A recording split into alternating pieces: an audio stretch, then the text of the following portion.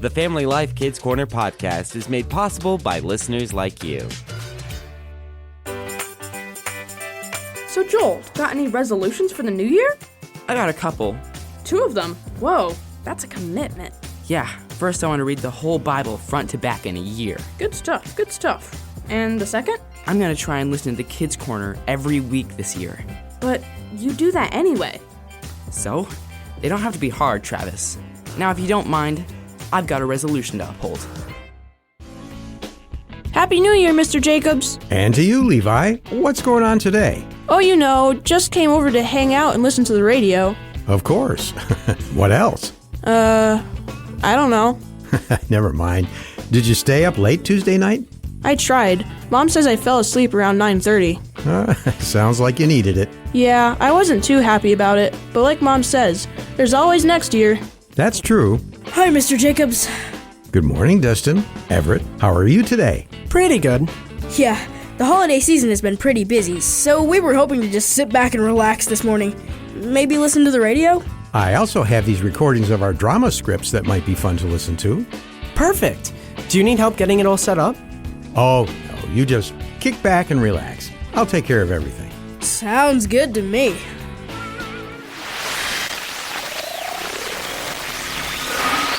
Once upon a time, in a small town around the corner, there was a repair shop. That's right. Oily service station. I fix them up right good.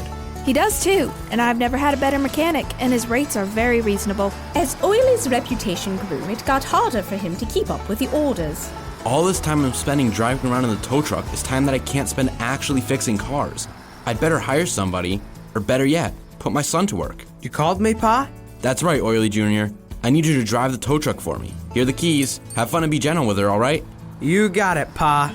And so, Junior went out to pick up cars. But after a few hours went by and he hadn't come back yet. That's weird. It shouldn't be taking him that long. I'd better call him up and see what's going on. Hi, Pa, what's up? You all right, son? I haven't seen you for a spell.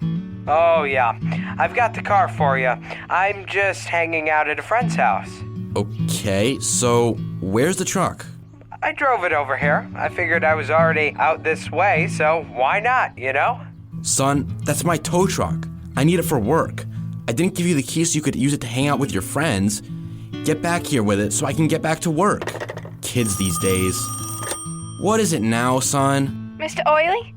It's your favorite customer. Any chance you've had time to look at my car? Not yet, ma'am, but I'll give you a call when I know what the issue is. Okay. Usually it doesn't take this long. Trust me, I know. Oh, my son just pulled in. Gotta go. Call you soon. Here's the car, Pa. Just like you wanted. Thanks. Now, wait. What did you do to my truck? What do you mean? Where's the headlights? The hood? Where's the cab? Oh, well, I figured you gave me the truck and didn't want me to use it for hanging out with friends, so I figured I'd build my own truck. By taking stuff from mine? It's the only truck around. Where else am I supposed to get the parts? I'm not gonna lose my temper. What I'm going to do is go into my garage to fix this customer's car. And when I come out, my truck had better have all the parts installed in working order, or you'll be towing these customers' cars by hand. Got it? The moral is that God gives us everything we have so we can do His work here on earth. The thing is, we have a tendency to use these gifts to serve our own interests instead. What we need to realize is that these things are not our own, and when everything is said and done, we're going to have some explaining to do when God asks what we've done with it.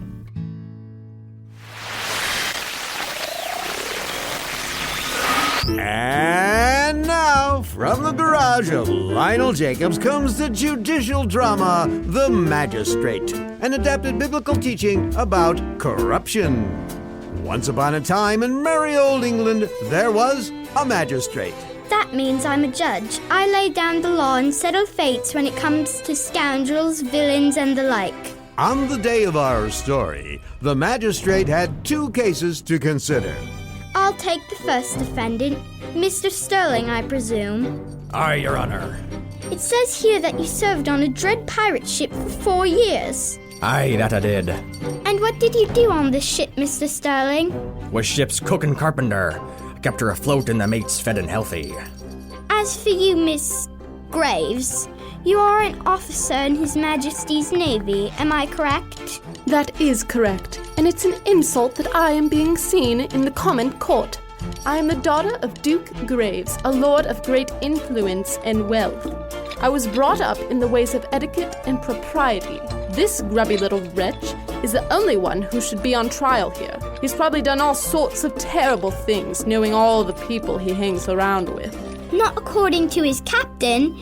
It says here, Mr. Sterling, that the crew called you the Reverend Cook, that you never took part in the raids or plundering, and that you only treated everyone with the greatest respect. They did call me that, Your Honor, and I didn't want any part of the wrong. All my life, I just wanted to make good food and use me tools. I didn't want no trouble and always did me best. Ugh, it's my best, not me best. Honestly, you're an affront to the English language. As for your captain, Miss Graves, he writes here that you were caught stealing from the crew, spreading lies and rumors about fellow officers, and, am I reading this right? Attempting to start a mutiny. Did I mention I'm the Duke's daughter? When my father hears that his girl, who's been in the finest naval school for ladies, has been charged with such terrible crimes, he'll be very disappointed indeed. Miss Graves, I sentence you to 10 years hard labor. What? You, Mr. Sterling, are to go free. You've done nothing wrong. Next case, please. Thank you, Your Honor. You're welcome, but if I may, do try to keep better company. Maybe build yourself a restaurant or something. Aye, I'll look into it. The moral is that the evil in human hearts does not come from our surroundings. Even when we surround ourselves with only good things, this doesn't stop us from doing what is wrong. In the same way, if we are surrounded by the evil of this world, this doesn't stop God from helping us walk in His ways. The real question is, will you let Him?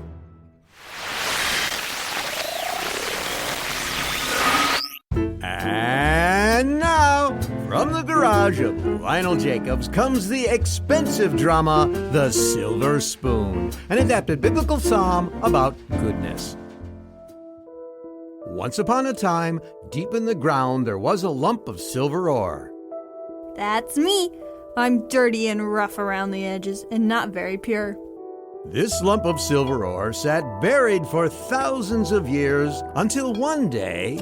Someone is digging nearby. I can... That's a bright life. Well, now, look at that.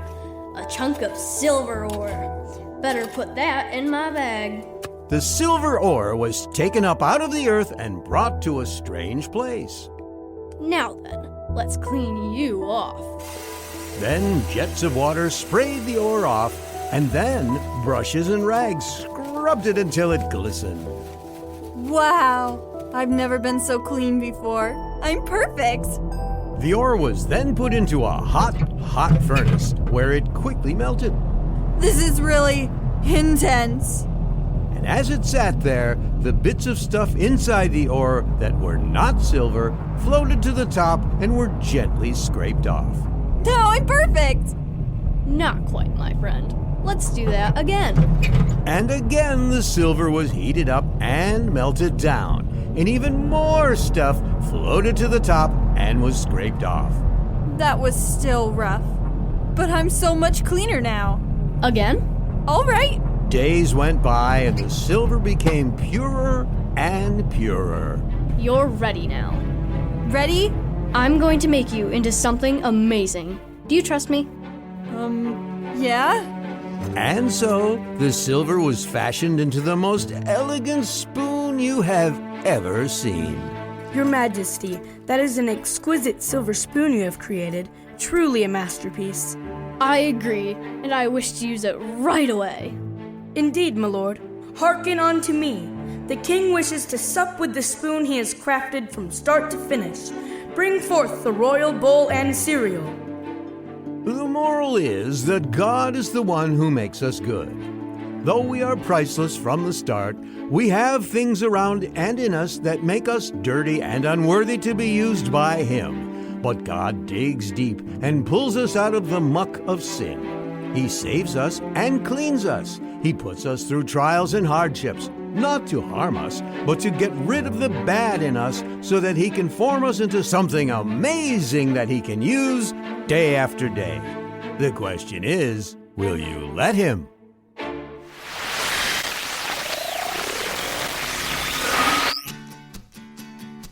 Well, that was fun. Aw. I'm glad you enjoyed it. Yeah, Everett. For someone who just had fun, you seem pretty disappointed about it. It's just that it's over now, just like everything else good about winter.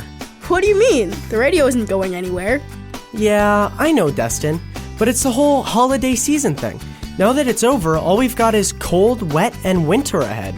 Oh, I hadn't thought of that before. Come on, winter's not that bad.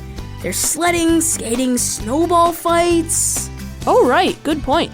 I know how you feel, Everett. And though I agree that there are a lot of good and fun things about winter, it's not particularly my favorite time of year. You don't like winter? I suppose I like it fine, Destin.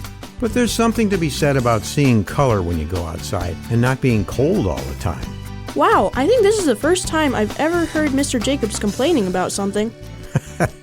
It's not complaining, it's just telling it like it is. I don't think it's wrong to not like something. We'll see about that.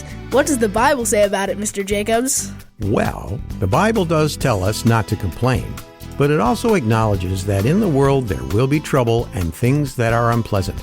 In those times, it tells us though we may be sad or uncomfortable, we can have hope because all bad things come to an end. God will see to that. Kind of like the spring coming? Exactly, Levi. So, where does the Bible say that? Well, there's John 16:33, Romans 8:28, Revelation 21:4. There are others, but the main takeaway is, though we go through hard times in life, God has better in store for us. We just need to keep serving Him and trusting Him, because He has promised in time we will be rewarded, like it says in Galatians 6:9.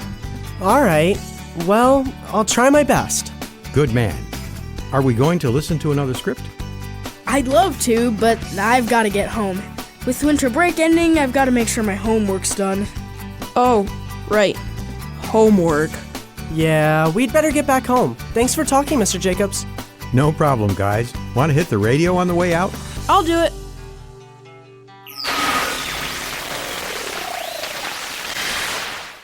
Thanks for listening to the Kids Corner podcast. If you had fun listening, be sure to share it with your friends. And don't forget to hit that subscribe button so you can join us every week.